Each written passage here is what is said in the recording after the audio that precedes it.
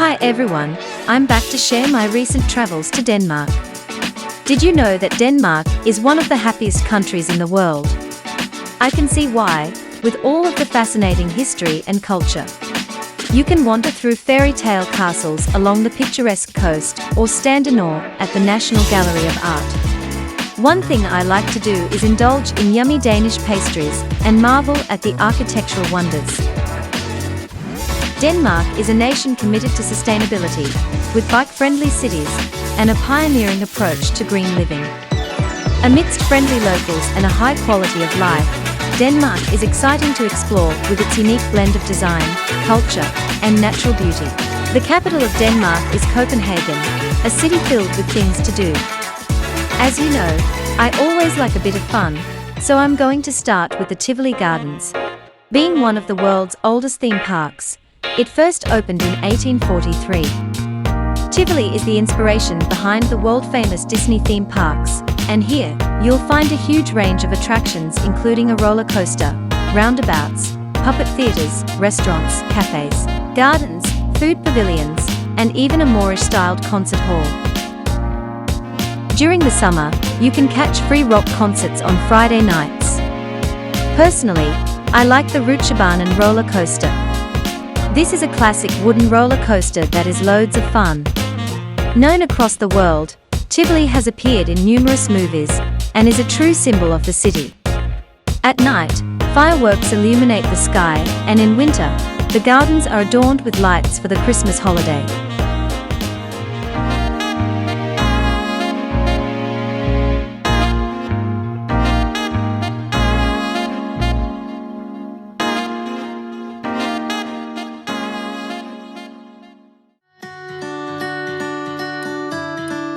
A 10-minute stroll from Tivoli Gardens leads to the National Museum of Denmark, which delves into Danish history and culture.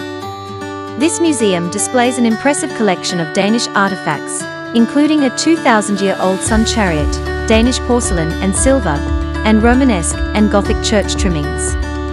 Other collections highlight clothing from the 18th and 19th centuries, as well as antique furniture. Supplementing this journey back through Danish history is an excellent ethnographic exhibition with items from Greenland, Asia, and Africa, among others.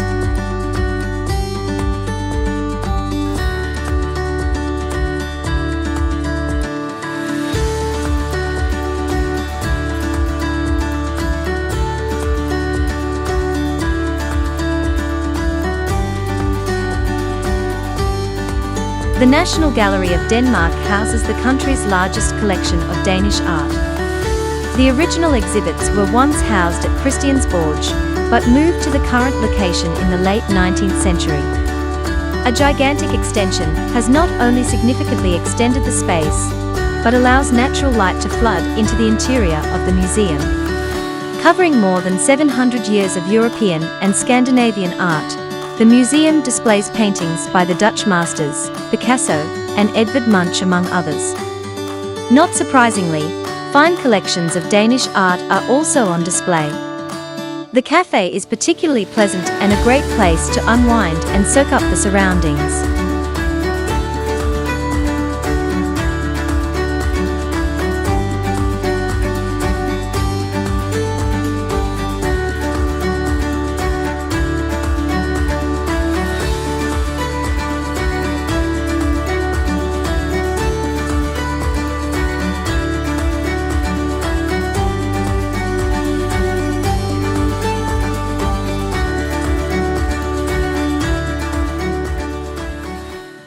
You can't visit Denmark without being aware of Hans Christian Andersen. His fairy tales and stories are woven into the fabric of Danish society. The Hans Christian Andersen Museum dates from 1908 and is dedicated to the writer's life and work, with displays of artifacts, mementos, and Andersen's own sketches and artwork.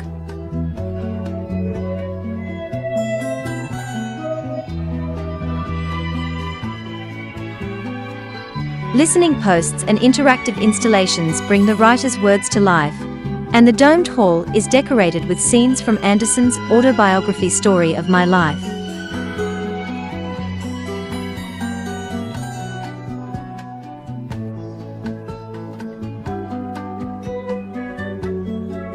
To the southwest of Odense Cathedral, in Munkholm-Læsted, you'll find Hans Christian Andersen's childhood home, which is also part of the museum.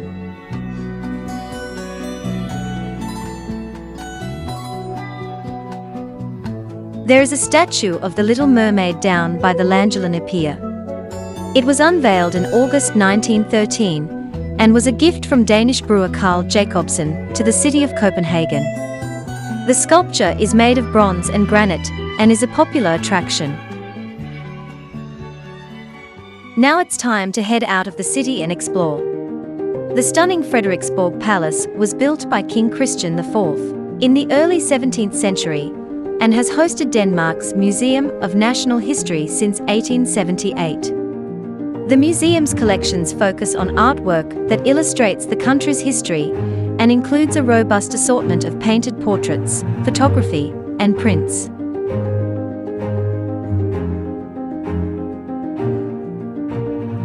The museum also includes a tour of the castle's interior, where you can explore the rooms that once hosted royalty and nobles.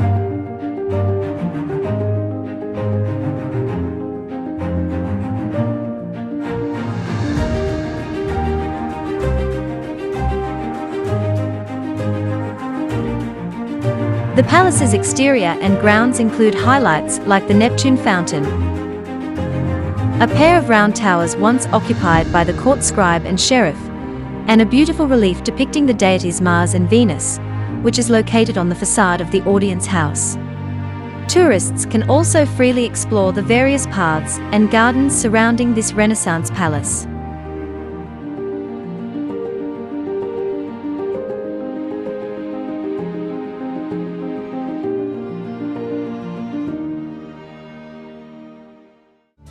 Now we are heading over to Aarhus, and there are a lot of cool things to check out there.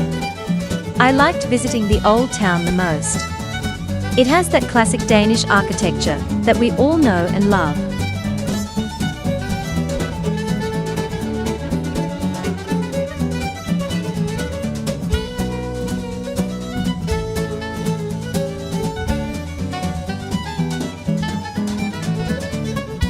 There's those yummy pastries again.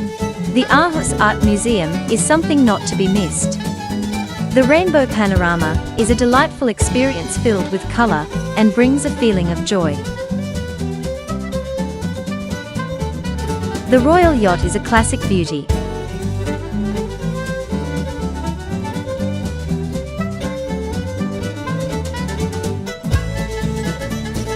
The Botanical Gardens is a great place to explore and get lost.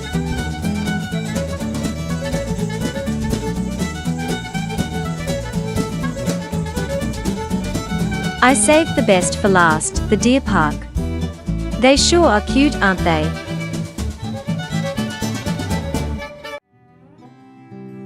My last stop was near and dear to me. Being a Kiwi, I love to visit other islands, and Bornholm is a small island in the middle of the Baltic Sea, so naturally I had to go see it. Experience the largest castle ruin in Northern Europe and the most popular attraction on the island. Hammershoes Castle is a place to fire the imagination and bring the history of Bornholm to life. The castle was erected in 1200 by the Archbishop of Lund and the Danish Church. It played an important part in the struggles and wars which found place in the Middle Ages in Europe. Hamren Lighthouse was built in 1872 and sits 82 meters, or 270 feet above sea level. The lighthouse is open to the public and the entrance is free. From the top of the lighthouse, you have a breathtaking view on the whole of North Bornholm and even over to the southeast coast of Sweden. My last stop was the Vang Granite Quarry. Stones from the quarry were used in many important buildings in Denmark. Today, the quarry is a beautiful nature and experience area. New trails, shelters and picnic areas have been built. There are also mountain bike trails, as well as climbing walls that have transformed the area into a perfect place for outdoor activities.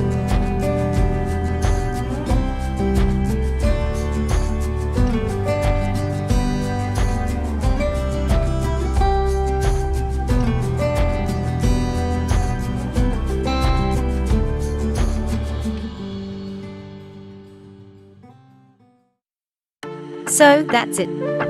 I hoped you liked visiting Denmark as much as I did. Be sure to hit the like and subscribe, and let me know what city or country you would like me to go visit next. Cheers, and see you next time.